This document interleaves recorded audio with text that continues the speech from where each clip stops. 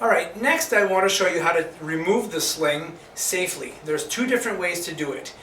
If the patient lives alone and they have to do it themselves, that's the way we're going to demonstrate it first, and then I'll show you how to do it with the assistance of somebody else, a family member or a friend. So the first thing I'd like to do is ask Andy to take this sling off by himself. So we're going to start first by removing this strap around the thumb, which helps to support the wrist, and this strap that holds the arm in. We're going to take the outer clip off first so that we can have access to the inside of the sling. Now what he's going to do is he's going to get ready to sit down, but it is very important that he tries to lift his arm with his good arm and not try to lift it on his own. Okay, that's a big no-no. You should never, right after surgery, try to lift your arm on your own ahead of you or out to the side. So he needs to take the good hand, lift that arm out, and set it onto the table.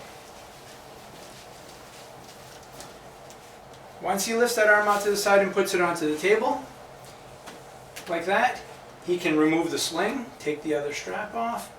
There's a snap in the front, now there's another snap that goes around, and he can pull the sling off completely.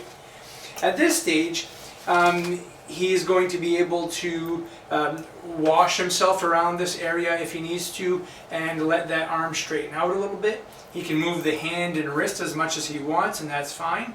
There's a little squeezing ball he can use to exercise his hand, and it's just good to get out of that sling so we take some pressure off of the neck and we let the axillary or armpit region breathe a little bit because it can get quite sweaty in there. I think that that is how we're going to do that one, and then I'll show you how I will help you to do it.